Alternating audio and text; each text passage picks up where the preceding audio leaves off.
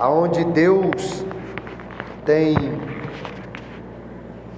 adiantado a todos nós o fim da história. O Apocalipse ele é dividido em ciclos. 7 sessões contada a mesma história de maneiras diferentes, desde a primeira até a segunda vinda de Cristo. E hoje nós vamos entrar no 4º ciclo dessa sessão. Queria que você lesse comigo a frase do dia, que diz o seguinte: nunca vi um cristão útil que não seja estudante da Bíblia. Não existem atalhos para a santidade, né? A.W. Tozer. O tema aí é o grande conflito espiritual: a mulher, o filho e o dragão. Queria dizer a vocês essa manhã que existe uma batalha espiritual. Nesse momento, anjos e demônios lutam, e os dois lados nos querem. Os anjos lutam a nosso favor e o diabo também luta para nos conquistar. Paulo ele vai dizer que em Efésios 6 que a luta não é contra a carne nem contra o sangue. E é muito interessante que a maioria de nós, ou da igreja atual, ela sai das suas casas para entrar por essas portas, às vezes para ir contra a carne, para ir contra o sangue, para ir contra o líder, para ir contra o irmão. E a Bíblia ela é bem clara. A nossa luta não é contra o governo, se o governo é bom, se o governo é ruim. A nossa luta não é contra aquela pessoa que nos fez mal, mas a nossa luta é contra o diabo e todas as suas potestades. Paulo diz que a nossa luta ela é contra os principados, as potestades, os príncipes deste século e contra as hostes espirituais da maldade. E ele ainda diz que o campo de batalha é nas áreas celestiais. Observem que a luta ela é inevitável, a guerra ela é constante desde o Gênesis 3,15, quando Deus disse à serpente, né, que da descendência da mulher iria sair um filho varão ao qual ele iria pisar na sua cabeça. O diabo ele sabe que existe pouco tempo para ele sabe que ele já é derrotado e ele quer tentar arrastar o máximo de pessoas ao qual ele conseguir. Nós vamos ver no Apocalipse 12 que existe uma batalha entre a igreja e as forças das trevas. E eu e você precisamos entrar nessa batalha preparado. Não tem como um soldado fazer parte de um exército se ele não souber a estratégia, se ele não souber manusear armas. Não tem como um soldado ele entrar em uma guerra se ele não souber combater o inimigo. E da mesma forma é o cristão. Hoje a gente se preocupa com tantas coisas materiais, a gente se preocupa com tantas coisas que são terrenas, e nos esquecemos o quanto que o diabo ele é astuto. O diabo ele pode ter perdido a sua glória, mas ele não perdeu o seu poder. O diabo Pedro vai dizer que ele nos rodeia rugindo como um leão, procurando a quem possa tragar. Um dos grandes temas ao qual não é ensinado nas igrejas é quem é o diabo. A gente tem uma ideia de que o diabo ele é um homem com chifre, um tridente vermelho, mas Paulo ele vai dizer que ele é capaz de se transfigurar até em anjo de luz. Nesse ponto a gente pode entender que não se brinca com o diabo. E eu queria que você lesse comigo a introdução, ponto aí diz: o livro do Apocalipse tem duas grandes divisões. De 1 a 11 falam da perseguição do mundo contra a igreja e os juízos de Deus aos ímpios em resposta às orações dos santos. De 1 a 11 nós vimos que o mundo ele persegue a igreja, né? Nós vimos Apocalipse de 1 a 3, nós vimos a situação da igreja. Nós vimos que Jesus ele se apresenta, né, as 7 cartas das igrejas, ele apresenta, né, de cada forma a uma igreja, e na última igreja Jesus nas outras igrejas ele vem como um ladrão, ele vem de repente, mas na última igreja, a igreja de Laodiceia, vai dizer que Jesus está à porta e ele bate. Isso tudo é um símbolo desde a primeira vinda até a segunda vinda de Jesus. O capítulo 4, 5 e 6 nós vamos ver os selos. Nós vamos ver que conforme João ele vê o livro selado, que ninguém é digno de abrir o livro, né? Somente Jesus, que conforme o cordeiro abre o livro, né? vão desatando-se os selos, né? Vão acontecendo algo na terra, a igreja é perseguida, a igreja sofre, porém a igreja é protegida. E proteção não quer dizer que você não vá passar por luta, é um grande problema nosso. Deus ele protegeu o seu povo no Antigo Testamento, mas o povo não teve uma vida boa. Todos foram perseguidos, maltratados, humilhados, tiveram que se esconder, tiveram que fugir. Ali tudo é uma proteção de Deus contra o mundo. Nós podemos pegar quando o povo estava preso lá no deserto, lá no Egito, vinha-se as pragas, o povo de Deus estava ali no meio, porém estava sendo protegido. Uma grande ideia que nós temos de proteção é que nós não vamos sofrer nem um pouquinho, e proteção não é assim que funciona. Nós vemos que quando as águas se convertiam em sangue lá no Egito, ninguém tinha como beber, ninguém não tinha como tomar banho, mas o povo de Deus passou por esse sofrimento, porém estava protegido. Quando veio a morte dos primogênitos, o anjo da morte veio e matou todos os primogênitos dos egípcios, e o povo de Deus foi preservado. Quando veio o dilúvio, que destruiu toda a humanidade, Noé foi livre do dilúvio, porém ele passou dentro do dilúvio. E nós precisamos entender que Deus ele protege o seu povo, mesmo à beira da morte, mesmo quando você olha para um lado e para o outro que não tem mais jeito, você vê que Deus protege o seu povo. Então, Apocalipse de 1 a 11, nós vemos essa proteção, nós vemos o interlúdio entre os selos, entre as trombetas, isso para mostrar, quando tudo parecia que não tinha mais jeito, Deus estava ali cuidando do seu povo. Apocalipse 10, por exemplo, João ele tem a missão de comer o livro, né? Ele tem a missão de anunciar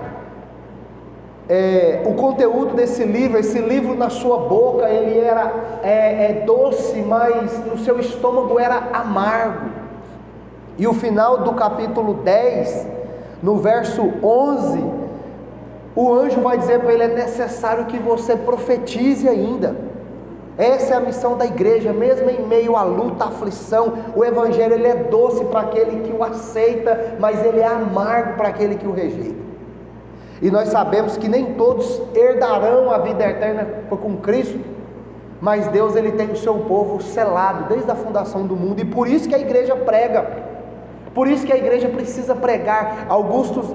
Uma vez questionaram Augusto Nicodemos e diz: se Deus já predestinou, se Deus já escolheu desde a fundação do mundo o seu povo, por que eu preciso pregar? Aí Augusto Nicodemos diz: é por causa dos escolhidos que nós temos que pregar. É por causa dos escolhidos que nós sabemos que o Evangelho é infalível. Por isso que a igreja ela precisa pregar, porque sabe que o Evangelho ele ainda tem pessoas para alcançar. Só que só tem uma forma do Evangelho falhar: se eu e você não pregarmos. É o único meio do Evangelho falhar. No capítulo 11, nós vimos que João ele recebeu a missão de medir o santuário. Nós vimos na aula passada que medir o santuário é um símbolo de proteção. Deus mais uma vez protegendo o seu povo. E nós vimos também as duas testemunhas que pregavam com um pano de saco por durante 1260 dias. Isso uma figura da igreja pregando, né? Alguns acreditam diferente, que é Elias e Enoque, mas não vamos aqui dividir os pensamentos, mas entender que a missão da igreja é anunciar o Evangelho. E nós vimos que as duas testemunhas no Apocalipse 11, elas morrem e depois Deus chama ela e elas chegam ao céu. Isso um símbolo do arrebatamento da igreja, que não é secreto. E o versículo de número 8 do Apocalipse 11 diz que elas chegaram ao céu. Versículo 12 diz que chegaram ao céu e todo olho contemplou essas duas testemunhas chegando ao céu. Isso é uma forma para defender de que o arrebatamento da igreja ele é visível. Jesus ele vem uma vez só e todo olho o verá. E nós vemos no final do Apocalipse 11, quando se toca a última trombeta, e ali nós vemos Jesus reinando com todo o seu povo. E agora entra-se o quarto ciclo. O segundo ponto aí da introdução. O primeiro ponto ainda, a parte B do versículo diz que o capítulo 12 e 22 falam da perseguição cruel do quarteto do mal, que ataca a igreja. Nesses capítulos agora, até o final, até o capítulo 22, nós vamos ver um quarteto do mal. Nós vamos ver Satanás, nós vamos falar sobre o anticristo, nós vamos falar sobre o falso profeta e a grande Babilônia, e a vitória retumbante de Cristo sobre esses inimigos.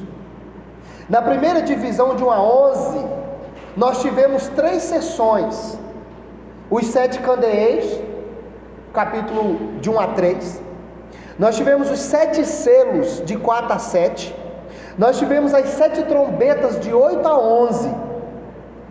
Na segunda divisão, que vai ser agora os capítulos que nós iremos meditar de agora em diante, nós teremos 4 sessões: o quarteto do mal que ataca a igreja, que vai de Apocalipse 12 a 14. Nós vamos ver as 7 taças, o juízo de Deus sobre os inimigos, o capítulo 15 e 16. Nós vamos ver a vitória retumbante de Cristo sobre a grande Babilônia, o anticristo e o falso profeta, nos capítulos 17 e 19. E nós vamos ver a vitória final de Cristo sobre o diabo, os ímpios e a morte. E nós vamos ver também novos céus e nova terra, Apocalipse capítulo 20 a 22. Em cada sessão cobre-se todo o período que vai até a primeira a segunda vinda de Cristo, tendo visto a cena do juízo final no prelúdio, no 7º selo e no prelúdio das 7 trombetas. Agora no capítulo 12 nós voltaremos ao início da história.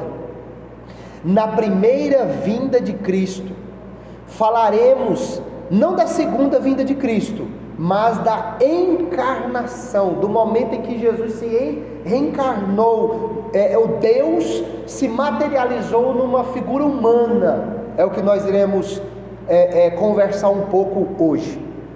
4. O tema principal da segunda divisão entre Apocalipse 12 e 22 é a mesma da primeira, de 1 a 11, a vitória de Cristo e de sua igreja. Aqui, a luta do diabo e seus inimigos contra a igreja será mais renhida, ou será com mais firmeza. 5. O capítulo 12 revela-nos 3 cenas. Nós vamos ver hoje o dragão realiza 3 lutas. Primeiro, contra Deus e o seu Messias, contra Miguel, contra a mulher, e em todas essas lutas ele sai derrotado. Primeiro ponto alto: a mulher vestida de sol. Apocalipse 1, versículo 1 e 2. Vamos ler. Viu-se grande sinal no céu, a saber, uma mulher vestida de sol, com a lua debaixo dos seus pés e uma coroa de 12 estrelas na cabeça, que, achando-se grávida, grita com dores de parto, sofrendo em tormentos para dar à luz. Observem que João, então, ele vai ver uma mulher, né? O capítulo ele é bem claro, e ele vê uma mulher vestida de sol, né? E o sol aqui representa, para você entender o Apocalipse, a chave hermenêutica do Apocalipse. Eu tenho dito aqui em todas as nossas reuniões que você usa o Antigo Testamento, porque coisas que acontecem no Apocalipse aconteceu no passado. E observa que João ele vai ver uma mulher, e essa mulher ela está vestida de sol. O Salmo 84:11 diz que o sol ele representa a glória de Deus. Apocalipse 1, quando Jesus apresenta-se para João, que João vai ouvir quem falava com ele, que ele vai virar, ele vai dizer que ele cai como se estivesse morto, e ele vê uma luz como se fosse o sol naquele momento mais quente, né? Sabe aquele momento que o sol está mais quente, você tenta olhar para cima? Ali foi mais ou menos a visão que João conseguiu ver de Jesus, e então ele cai como se estivesse morto. O sol, ele representa a glória de Deus. Mas o que seria essa mulher? A visão ao qual nós iremos defender é que essa mulher ela representa o povo de Deus. Deus ele só tem um povo. Deus só tem uma igreja e um povo. Desde que Jesus veio, morreu, subiu ao céu, já não existe mais judeu, já não existe mais gentil, já não existe mais grego. Todos aqueles que reconhecem que Jesus é o Messias, todos aqueles que se entregam para Jesus, ele está enquadrado, ele é aceito na igreja de Deus. E essa mulher aqui, ela representa a igreja, ela representa o Israel espiritual, e posteriormente ela representa a igreja. Mas a igreja católica, eu coloquei aí, ela entende que essa mulher é um símbolo de Maria. Mas nós vamos ver que esse pensamento ele é meio duvidoso, porque a mulher ela está grávida, a mulher ela sofre para dar dores de parto, e a mulher, depois que ela dá luz ao menino, ela também é perseguida. E se nós lermos, nós não temos nenhum relato bíblico que Maria foi perseguida depois que Jesus nasceu. E depois, no final do Apocalipse 12, nós vamos ver que o dragão ele vai perseguir os descendentes da mulher, depois que ele não conseguiu matar o seu filho varão. O movimento dispensacionalista, que é um movimento mais famoso, eles creem que essa mulher é um símbolo da nação de Israel, mas a interpretação mais coerente é interpretá-la que essa mulher, ela é a igreja. Em ambas dispensações, a igreja ela é uma só, um só povo, escolhido em Cristo, uma só vinha, uma só família, é um só rebanho, ela é um só corpo, uma só esposa e uma só Nova Jerusalém. O sol, como eu disse, representa a glória de Deus. A lua debaixo dos seus pés, ao qual João vê, ela identifica uma autoridade espiritual. Mesmo que a igreja passe por luta, por aflição, mesmo que a igreja pareça ser derrotada, pareça ser uma coitada, nós temos autoridade sobre as forças das trevas. Jesus disse a Pedro: tu és Pedro, e sobre esta pedra edificarei a minha igreja, e as portas do inferno não vão prevalecer contra ela. Mas João também vê essa mulher com uma coroa de 12 estrelas, e aqui é uma representação das 12 tribos de Israel, ou os 12 apóstolos, que fazem uma representação da igreja.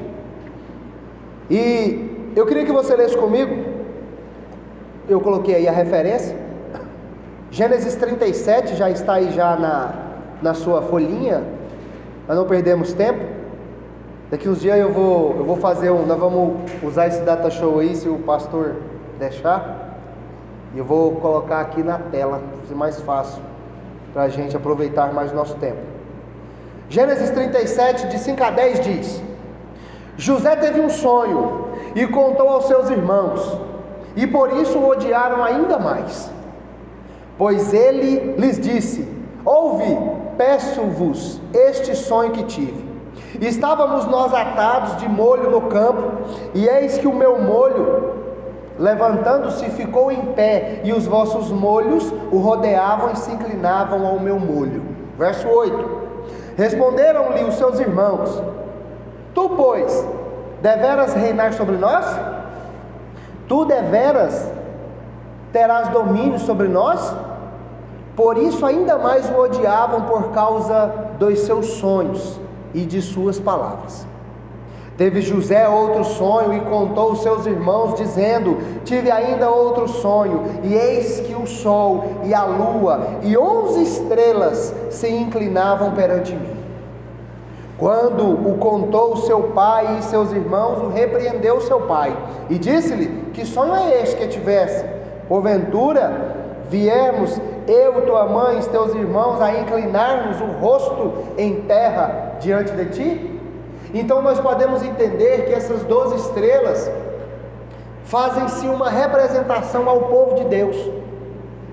E observem que essa mulher, ela está grávida. Verso 2, olha só, verso 2: que achando-se grávida, grita com dores de parto, sofrendo tormentos para dar à luz.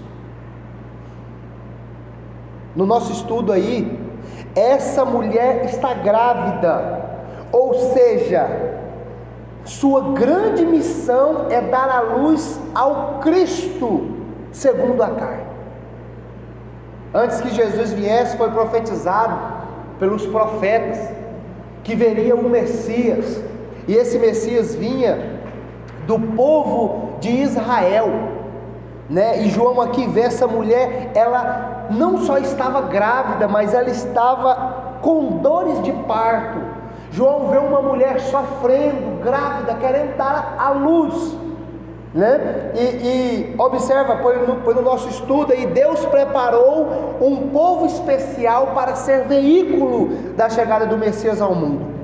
Esse processo foi doloroso, sofrido, houve muita dor, lágrima, muitas forças hostis, e muitas artimanhas do dragão tentaram frustrar esse plano e destruir essa criança. As perseguições no Velho Testamento tentando impedir a vinda do Messias prometido conforme Gênesis 3,15. Mas Deus protegeu o seu povo e na plenitude dos tempos Jesus nasceu. Olha só o que diz Isaías 66, tá tudo lá no nosso estudo. Isaías 66, 7 e 8. Antes que estivesse de parto, deu à luz. Antes que lhe viesse as dores, deu à luz a um filho. Quem jamais ouviu tal coisa? Quem viu coisas semelhantes? Pode ser, se ia fazer nascer uma terra num só dia? Nasceria uma nação uma só vez?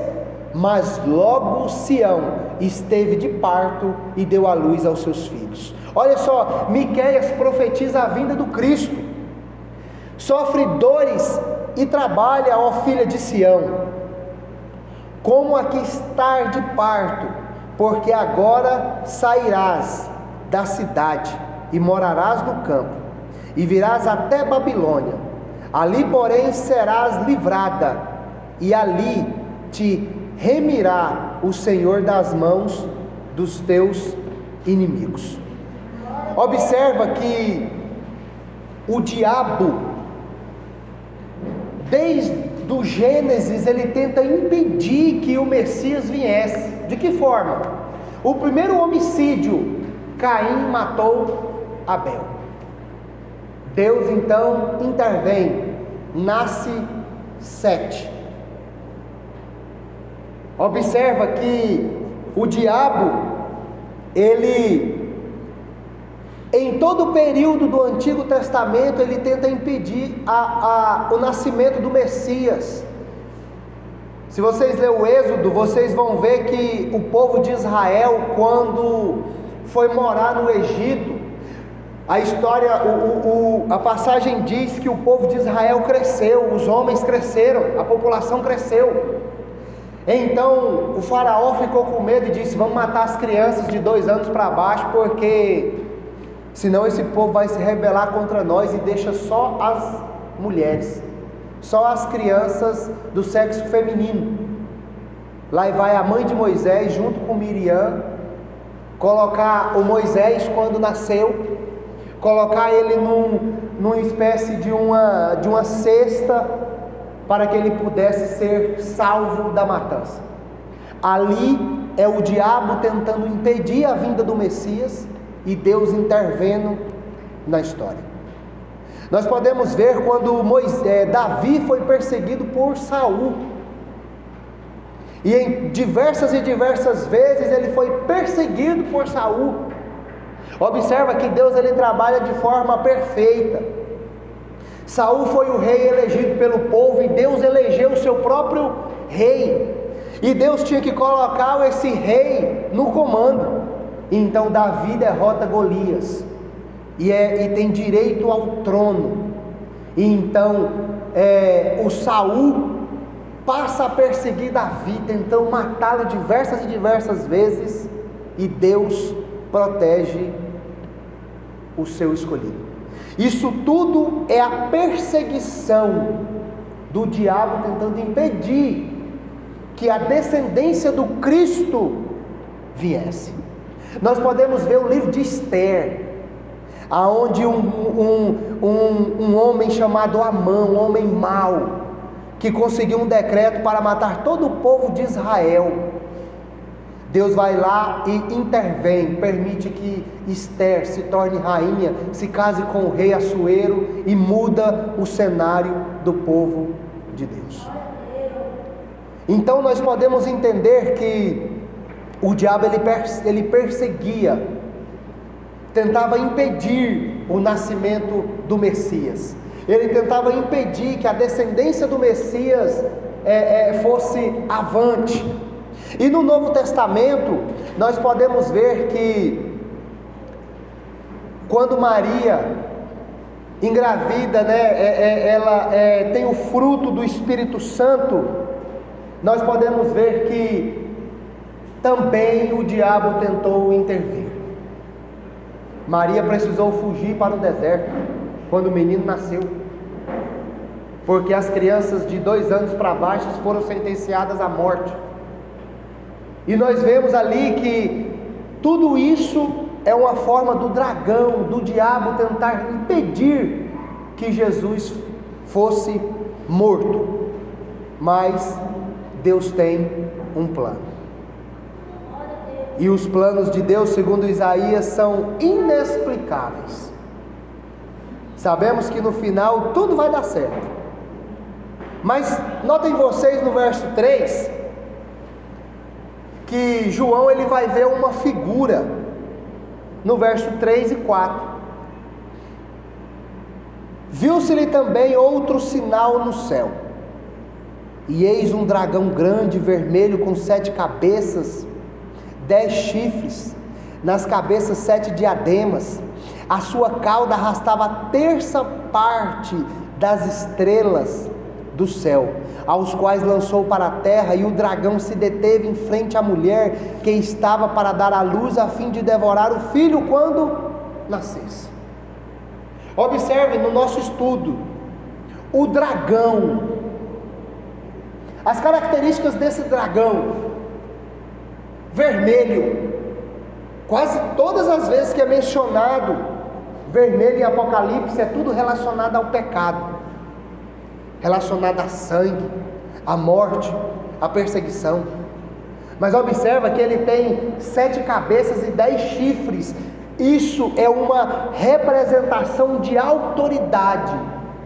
Nós vimos aqui que o número 7 é um número perfeito, mas ele também é um número de autoridade. Observa que tem 10 chifres. Chifre na Bíblia representa poder. Lembra quando o profeta Samuel foi ungir o rei Davi? Ele levou um chifre, com azeite. Esse dragão aqui, ele tinha 10.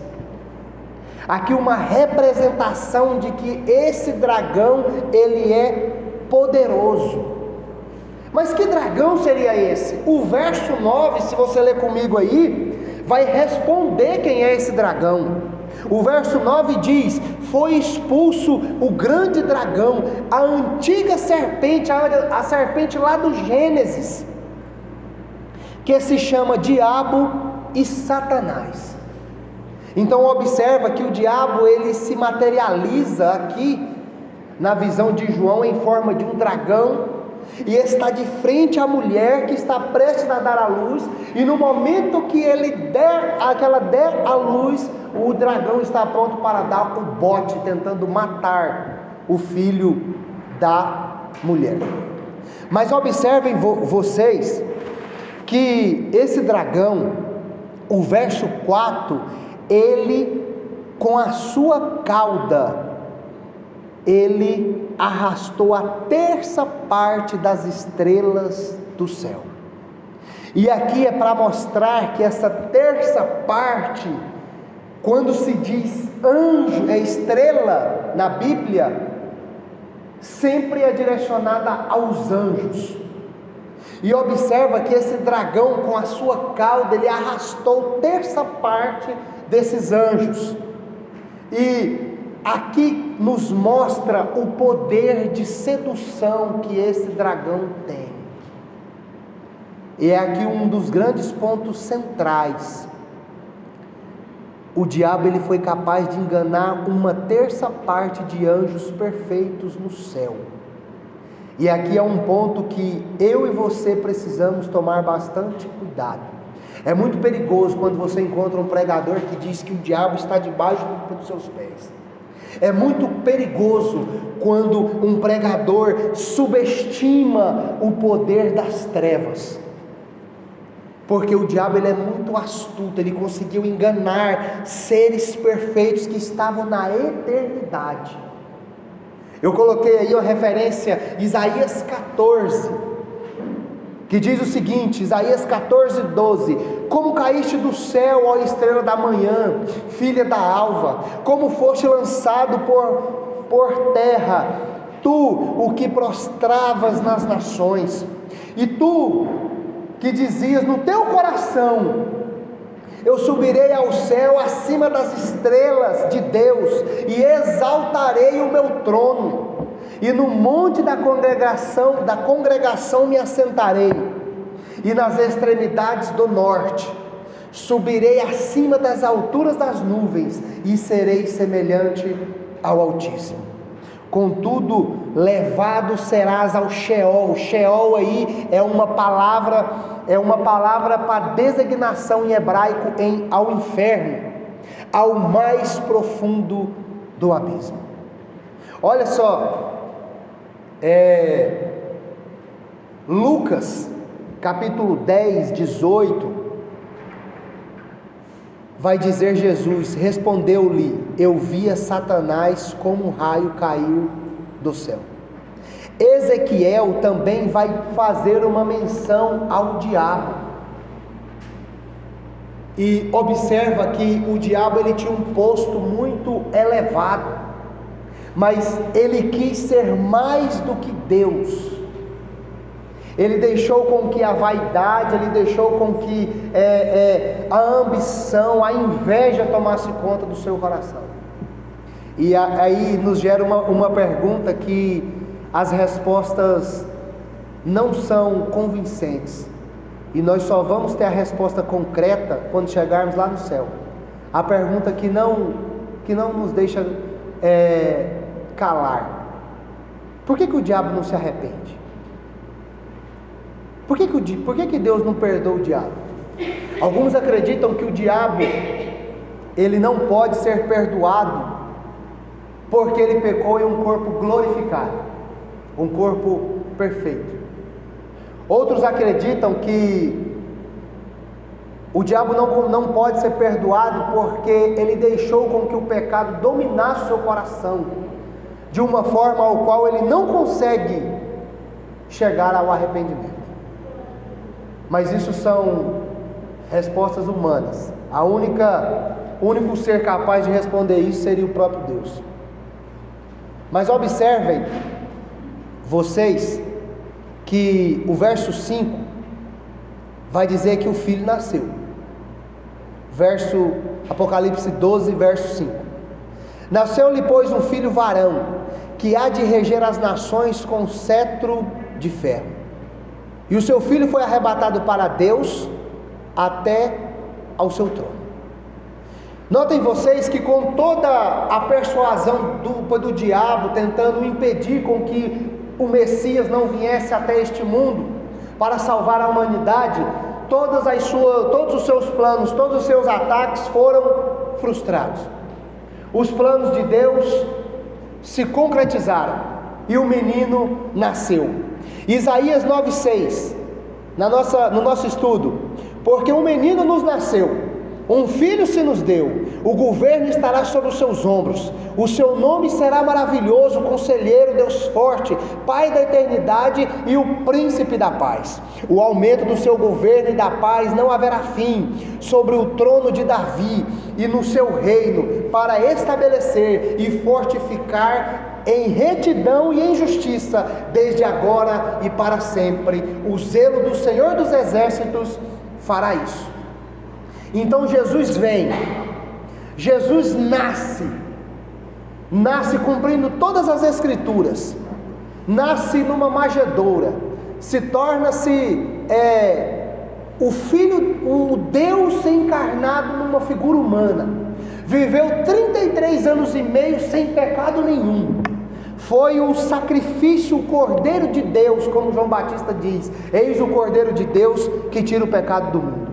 Anunciou, propagou o Evangelho e foi levado até a cruz. E lá na cruz Jesus morre, ressuscita ao terceiro dia, e segundo a Bíblia é dado toda a autoridade a Ele aos séculos dos séculos. Então, notem vocês que o diabo ele não conseguiu impedir que o menino nascesse. E o verso 6 vai dizer que a mulher, porém, fugiu para o deserto, onde lhe havia Deus preparado um lugar para que nele a sustentem durante 1260 dias. E aqui nós podemos entender uma proteção. E o interessante é que Deus não protege o seu povo em uma fortaleza, Deus não protege seu povo em um carro blindado, Deus não protege seu povo em um bunker subterrâneo, mas Deus protege seu povo no deserto. A maior escola de Deus para o cristão é o deserto. Foi no deserto que o povo caminhou 40 dias e 40 noites.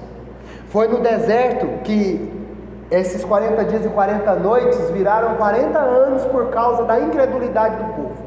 Mas foi no deserto que o povo viu uma coluna de fogo de noite para aquecer do calor. Foi no deserto que o povo viu uma nuvem para cobrir do arder do sol durante o dia. Foi no deserto que o maná, o pão caía do céu. Foi no deserto que a água brotava da rocha. Foi no deserto que as mulheres grávidas davam luz aos seus filhos e não morriam. Foi no deserto que o chinelo do israelita caminhava e não se desgastava. Foi no deserto que a roupa da criança israelita crescia conforme a criança crescia. Foi no deserto que Deus executou os seus maiores milagres. E aqui uma grande falta de compreensão da igreja, porque nós vemos diversos e diversos irmãos e dizem: irmãos, eu estou no deserto, eu estou passando pela prova, mas nós nos esquecemos que é no deserto que Deus manifesta o seu poder. Amém. Observa que Jesus em Mateus 4, ele foi conduzido ao Espírito ao deserto, e depois de 40 dias e 40 noites ele teve fome, e então o diabo foi o tentar.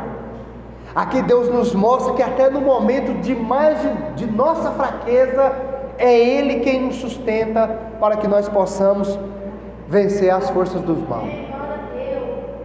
Paulo vai dizer que quando ele orou a Deus 3 vezes para tirar o espinho da carne, dá uma ideia, quando você lê a passagem, dá uma ideia de que parece que ele não aguentava mais de tanto sofrimento. Deus vai dizer para ele: Paulo, é na sua fraqueza que o meu poder se aperfeiçoa. E é aqui é tão difícil enfiar isso na cabeça de um crente, que é na fraqueza que o poder de Deus se aperfeiçoa. Deus, ele não precisa que nós sejamos fortes, Deus precisa que nós confiemos nele. Igual Cedraque, Mesaque e Abednego, na porta da fornalha, diz para o rei: ó rei, se o senhor quiser matar nós, só mata, nós só fica sabendo. Se Deus nos livrar, Ele é Deus, e se Ele nos livrar, Ele continua sendo Deus do mesmo jeito. Mas observa no verso 6 que essa mulher, ela fugiu para o deserto. No nosso estudo aí, nós podemos ver que essa fuga para o deserto representa uma proteção divina ao povo de Deus em tempos de perseguição. Mas essa mulher, ela ficou sustentada, ela foi sustentada nesse deserto por 1260 dias. E eu já disse diversas vezes e preciso repetir que esse número, ele é simbólico, é um período desde a primeira até a segunda vinda de Cristo. Nós vemos em Apocalipse 1260 dias, um tempo, 2 tempos, metade de um tempo. Nós vemos também o símbolo de 42 meses. Isso tudo é para mostrar que Deus, Ele está protegendo o seu povo até que o seu Cristo retorne.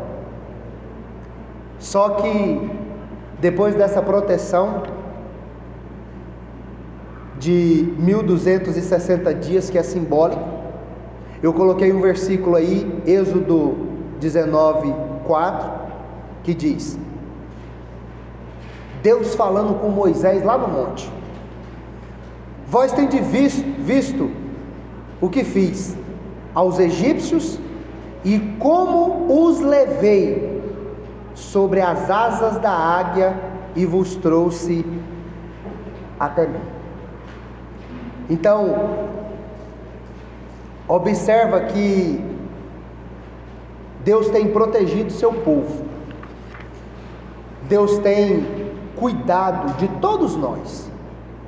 Só vê quem não quer, né? O problema nosso é que nós queremos que Deus faça do nosso jeito, e não vai ser do nosso jeito. 1 mais 1 na matemática humana é 2. Para Deus esse resultado é diferente. Às vezes 1 mais 1 é 10. Às vezes 2 vezes 2 na matemática humana é 4. Mas para Deus esse número pode se tornar 100, 200. Os seus pensamentos, os seus caminhos são inexplicáveis. Mas depois que essa mulher fugiu para o deserto e lá foi protegida, aconteceu uma guerra no céu. Verso de número 7 ao 9.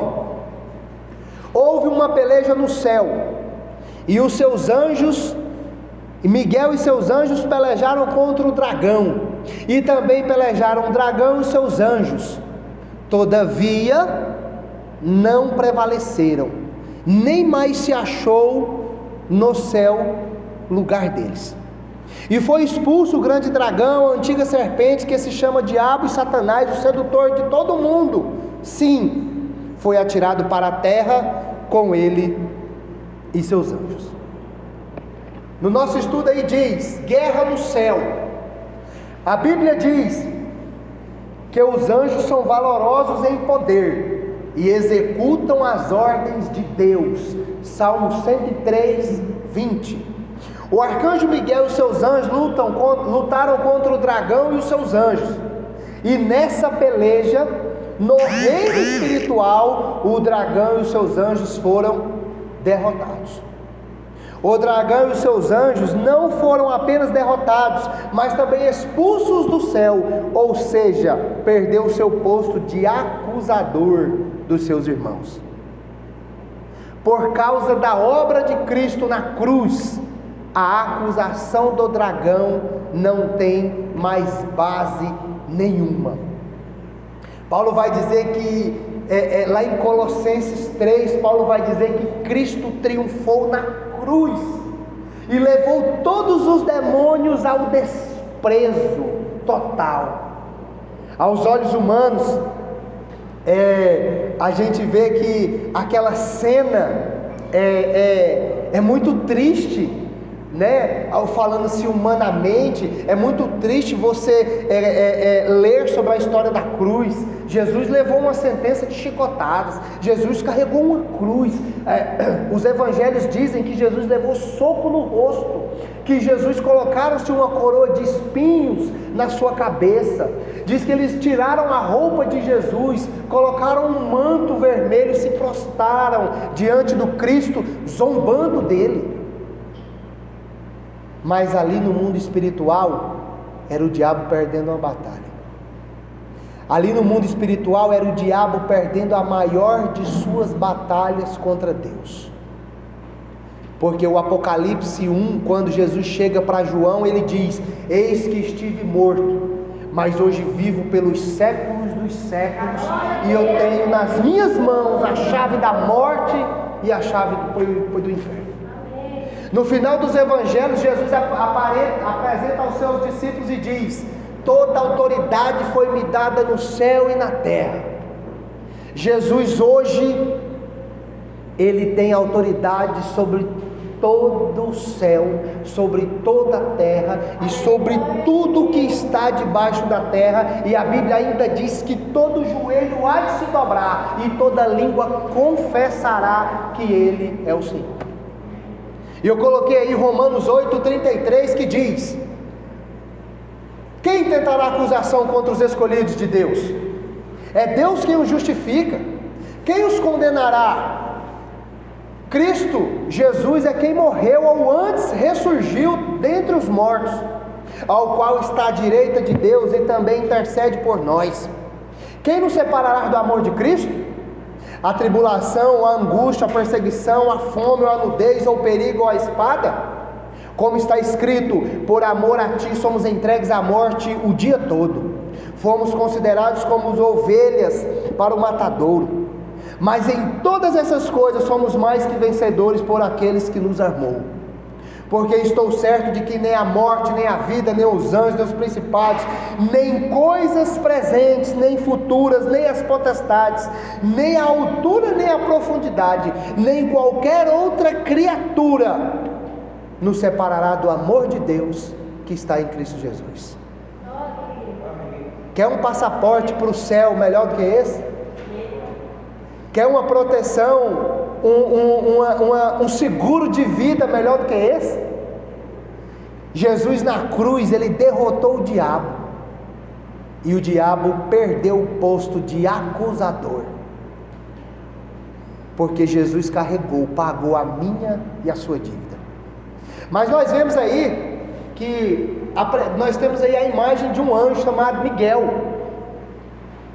Miguel, ele é um arcanjo, ele é um defensor do povo de Deus, e ele aparece no Antigo Testamento. Alguns entendem que é Jesus, e a ideia, a conversa hoje não é sobre isso, mas toda vez que esse Miguel ele aparece, ele está a serviço de Deus. Observe Daniel 10:13. Mas o príncipe do reino da Pérsia me resistiu, e por 21 dias, e eis que Miguel, um dos primeiros príncipes, veio para ajudar-me, e eu o deixei ali com os reis da Pérsia. Nós vemos que os anjos, eles estão a serviço de Deus. E deu para nós entendermos entre o verso 7 e o verso 9, de que houve uma guerra, de que o diabo perdeu o seu posto, o sedutor das nações, ele perdeu o seu posto no céu de nos acusar. A palavra diabo quer dizer acusador. Ele perdeu o seu posto de nos acusar e foi atirado para a terra com ele e os seus anjos. Amém até aqui? Amém. E nós vamos ver do verso 10 a 11, nós vamos ver a vitória dos santos. Observe, verso 10 e 11. Depois que o diabo é expulso, depois que ele é atirado para a terra, o verso 10 e 11 diz: então ouvi grande voz do céu proclamando: agora veio a salvação, o reino do nosso Deus e a autoridade do seu Cristo, e foi expulso o acusador de nossos irmãos, o mesmo que os acusava de dia e de noite diante do nosso Deus. Eles, pois, venceram por causa do sangue do Cordeiro e por causa da palavra do testemunho que o deram, e mesmo em face da morte não amaram a sua própria vida. Observe no nosso estudo Hebreus 9, 11 e 12.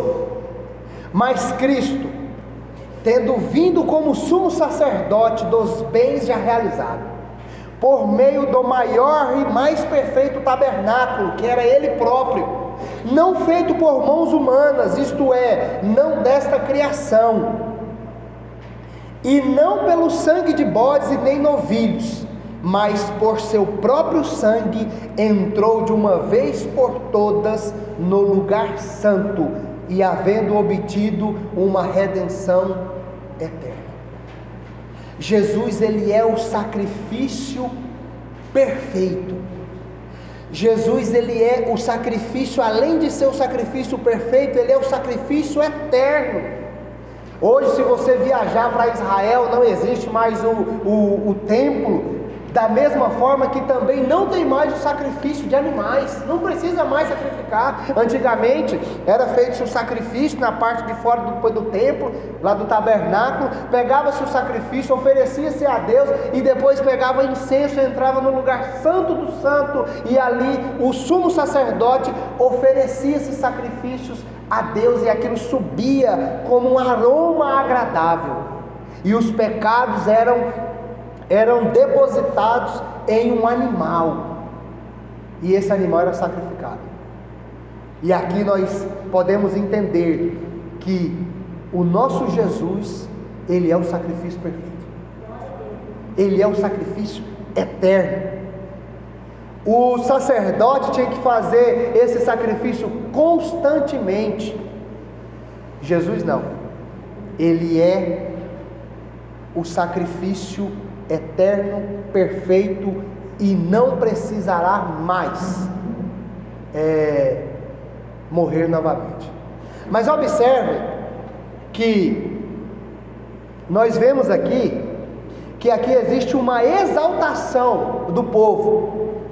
Observa só no verso 10: então viu uma grande voz do céu proclamando: agora veio a salvação, agora veio o poder, o reino do nosso Deus e a autoridade do seu Cristo, porque foi expulso o acusador de nossos irmãos, e o mesmo que os acusava de dia e de noite diante do nosso Deus. Então observa que aqui existe uma alegria. Quantas e quantas vezes nós já nos alegramos pelo sacrifício da cruz?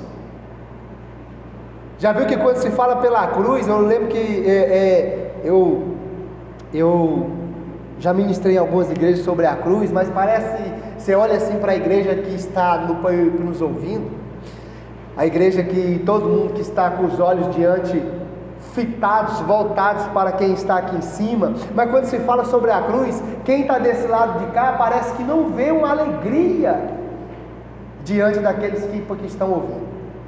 Mas quando você está no púlpito, que você diz que está vendo a chave da casa, a chave do carro, a cura do caroço, que você está vendo o emprego, o papel assinado, a igreja ela salta de alegria.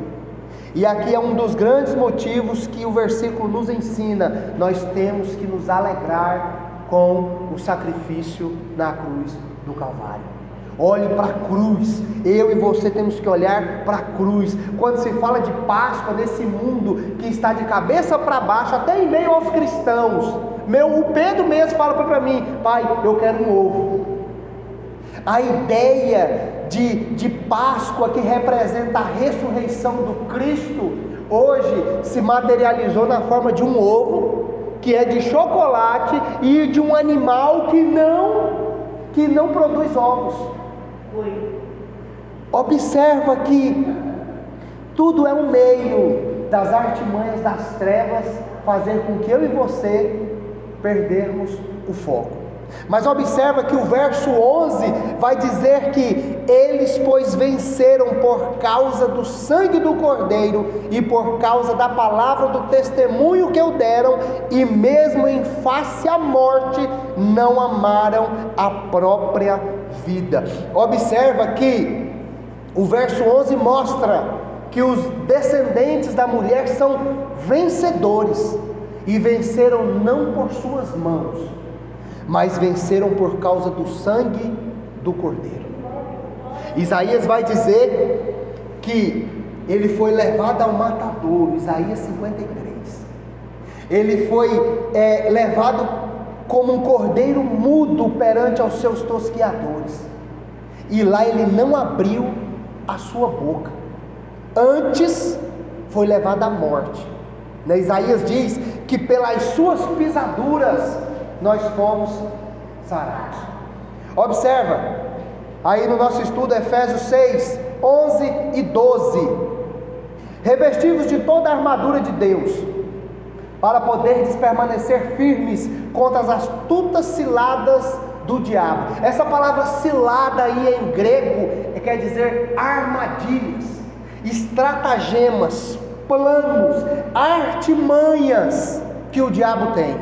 E o meio de você resistir, permanecer firme, é revestindo a armadura de Deus. Verso 12: pois não é contra a carne e sangue que temos que lutar, mas sim contra os principados, potestades, contra os príncipes do mundo das trevas, contra as hostes espirituais da maldade nos lugares celestiais. 1 João 5, 4 e 5: porque todo aquilo que é nascido de Deus, ele vence o mundo, e esta é a vitória que vence ao mundo. Quem é que vence o mundo? Senão aquele que crê que Jesus é o Filho de Deus. Então observa que o verso 11 diz que são vencedores, mas são vencedores por causa do sangue de Jesus e por causa da palavra do testemunho que eu deram, ou seja, pelo meu modo de viver. A igreja, ela peca, a igreja, ela falha, mas a igreja, ela se desvia, ela procura caminhar pelo caminho estreito. Por isso que venceram o diabo, pelo seu método de viver. Martin Lloyd Jones diz que o melhor método de pregar é o seu modo de viver.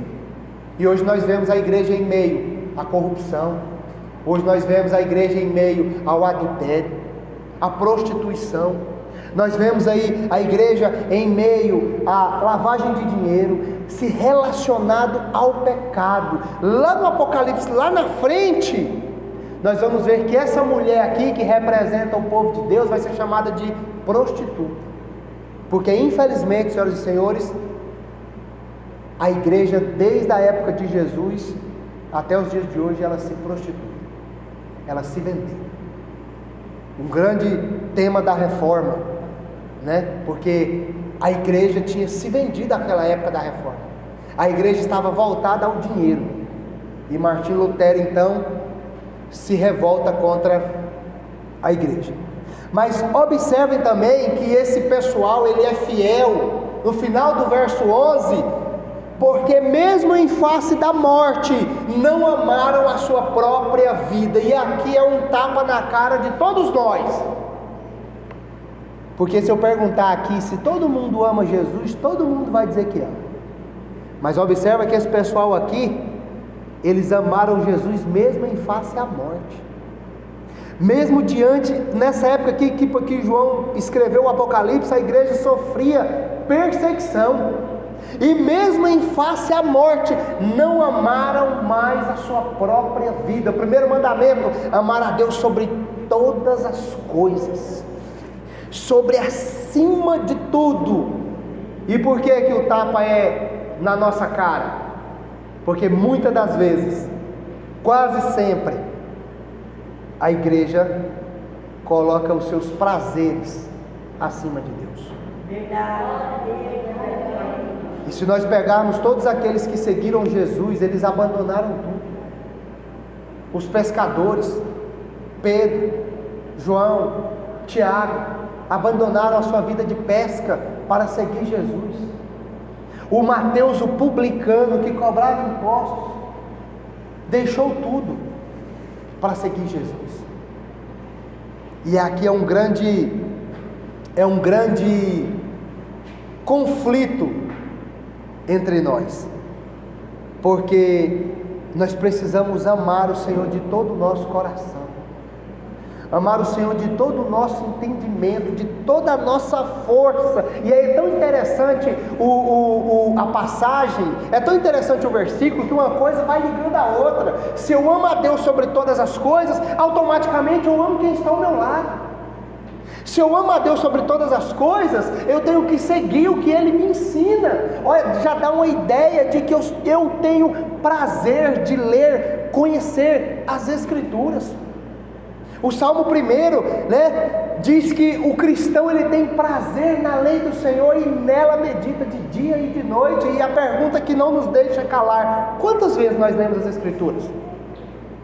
Quantas? E eu não me refiro em ler, só ler, mas eu me refiro em você sentar e estudar as Escrituras. Salmo 119: escondi a tua palavra no meu coração, para não pecar contra ti. Observa aqui o quanto que para vencer o diabo, senhoras e senhores, não é fácil. Paulo, ele diz que a Bíblia é a espada do Espírito. Dá a ideia de que quando você está diante do diabo, você desembaia essa espada. Lembra Jesus lá no deserto? Lança-te daqui abaixo, porque no Salmo 91 está escrito: aos seus anjos dará ordem a teu respeito.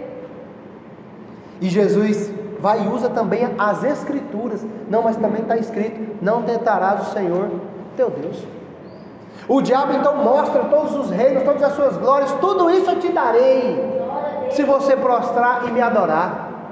Jesus também usa as Escrituras. Também está escrito: não adorará somente a Deus. A igreja sofre porque ela não conhece as Escrituras. Essa é a realidade mais cruel que nós vivemos hoje. Nós somos a geração que mais tem conhecimento. Nós temos tecnologia, nós temos Bíblia em áudio, nós temos Bíblia digital, nós temos Bíblia no celular, nós temos de tudo quanto é forma, nós temos pensamentos, nós temos explicações, nós temos dicionários. Mas às vezes o Instagram, o Facebook, o TikTok, o Kawaii fala mais forte. E observe aqui, para poder vencer as forças das trevas, um grande ponto: conheça as Escrituras. Verso 12. Alguém tem alguma pergunta? Enquanto estou com o sangue quente. Verso 12: por isso festejai, ó céus, e vós, os que nele habitais, mas ai da terra e do mar, porque o diabo desce até vós, cheio de cólera, sabendo que pouco tempo lhe resta. E aqui é um versículo que nós não devemos temer, mas devemos reconhecer que é real. Duas coisas: o diabo é cheio de cólera, raiva. Segundo, o diabo sabe que pouco tempo lhe resta. E ainda sou capaz de dizer o terceiro ponto: ele vai tentar nos pegar. O diabo está planejando nesse momento, com todas as suas forças malignas, com todos os seus seguidores, está tentando todos os dias. Vou conjecturar, posso até dizer que o diabo faz reuniões todos os dias, cada minuto. Como vamos parar a igreja? Como vamos parar a igreja? Como vamos impedir que a igreja seja salva? E o interessante é que ele sabe que ele tem pouco tempo. E eu e você precisamos permanecer firmes. Amém?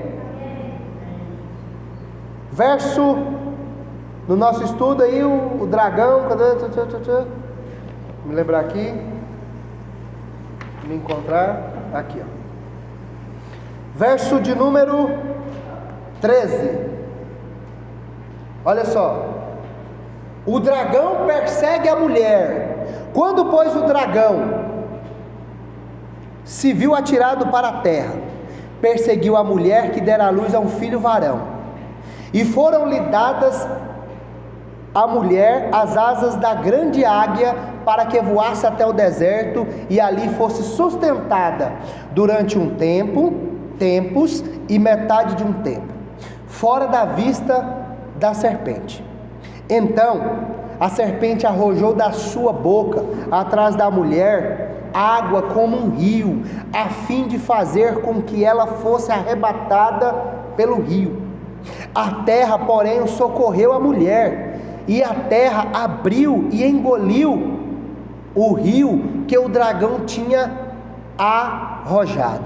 Observem que novamente João ele vai mencionar que a mulher vai ser perseguida pelo dragão e mais uma vez Deus vai proteger.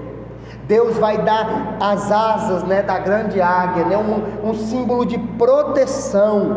E mais uma vez essa mulher ela vai ao deserto e ali ela é sustentada. Só que agora o símbolo não é mais 1260 dias, mas é um tempo, 2 tempos e metade de um tempo. Aqui prova mais uma vez de que a igreja ela está protegida. E eu deixei aqui alguns versículos. No nosso estudo aí diz que o dragão perseguiu a mulher. Satanás ele persegue o povo de Deus, mas Deus o protege. Aqueles que guardam os seus mandamentos e têm o testemunho de Jesus. Olha só, João 15, 20. Lembrai-vos da palavra que eu vos disse: não é o servo maior do que o Senhor. Se a mim me perseguiram, também vos perseguirão a vós. Se guardarem a minha palavra, guardarão também a vossa. Então essa ideia de que você vai ter uma vida boa como cristão, essa ideia de que tudo vai dar certo na sua vida a partir do momento que você aceitar Jesus, parece que essa ideia não é tão convincente conforme com que as Escrituras nos ensinam. Nós podemos ter a vida boa, podemos, Deus pode nos abençoar, pode, mas o cristianismo, ele é a maior religião que é perseguida em toda a face da terra. Estudos dizem que morrem cerca de 50 mil cristãos por ano. Pessoas são perseguidas por causa da sua fé em Jesus. E o interessante é que já foi profetizado por Cristo. Paulo vai dizer, 2 Timóteo 3,12: na verdade, todos os que quiserem viver piedosamente em Cristo Jesus padecerão por perseguição. Olha só que o verso 12 diz: aqui está a perseverança dos santos, daqueles que guardam os mandamentos de Deus e têm a fé em Jesus. Mas observem, e eu quero concluir, que o verso 17 diz: irou-se o dragão contra a mulher, tentou impedir que o Messias viesse, não conseguiu, e foi pelejar com os restantes da sua descendência, os que guardam os mandamentos de Deus e têm o testemunho de Jesus. Então, observa que o diabo está furioso contra a igreja, e ele está caçando um meio, uma forma de nos perseguir. E o diabo ele age no governo, o diabo ele age na política, o diabo ele age nos tribunais, o diabo ele age na polícia, o diabo ele age nas guerras. De todas as formas existe um dedo das forças malignas tentando impedir a salvação da igreja. Mas de que forma que o diabo age? Hoje no nosso mundo que está de cabeça para baixo, está parecendo normal homem com homem, mulher com mulher. Hoje existe o casamento homossexual, homoafetivo, liberado na nossa Constituição. Se chegar aqui um casal de homossexuais e chegarem junto ao pastor Alexandre e falar: nós queremos que o senhor nos case, e o pastor Alexandre, como um grande conservador, renunciar, e se esse casal quiser denunciá-lo por preconceito, o pastor Alexandre pode pegar até 5 anos de cadeia por não realizar um casamento homoafetivo. Isso está aprovado na nossa Constituição. Isso é uma forma das forças das trevas perseguirem a igreja. Observa que o mundo nos ensina: não se contente, a vaidade aumenta, a ganância pelo dinheiro. Hoje 24 horas não tem mais não vale mais, a gente anda tão atarefado que 24 horas não é mais suficiente por tanto de coisa que a gente tem a fazer. Mas do mesmo contraponto que tem as forças das trevas, tem também o auxílio divino. Jesus disse: de que adianta ganhar o mundo inteiro e no final perder a sua alma? Da mesma forma que o diabo tenta nos alfinetar de um lado, Paulo ele nos ensina que nós temos que usar o escudo da fé, acreditar, confiar, mesmo perante a morte, ser fiel até a morte, saber que nós vamos ganhar a coroa da vida. E para encerrar, quero dizer a você que a batalha ela continua, a batalha ela acontece, ela é real, e eu e você precisamos perseverar até o fim. Mateus 24:14, 24:13, por multiplicar a iniquidade, o amor de muitos se esfriará, mas aquele que perseverar até o fim, somente esse vai ser salvo. Tiago ele nos ensina como resistir o diabo. Ele vai dizer: sujeitai pois a Deus, e resistir o diabo, e ele fugirá de nós. Aplicações práticas.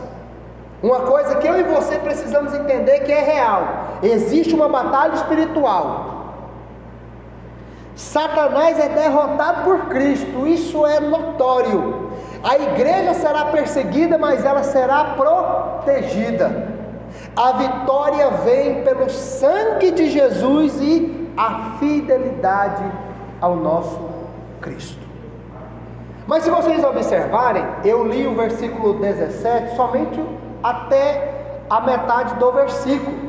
Olha só como, eu queria que, quem tem uma Bíblia aí, lê aí para mim o verso 17.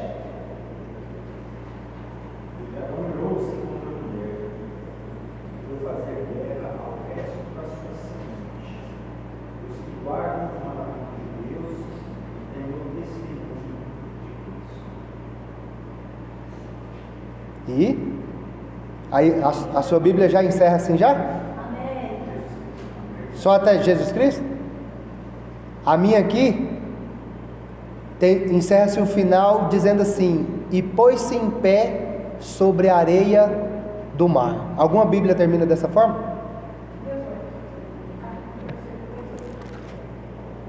Lê aí na sua o verso 18.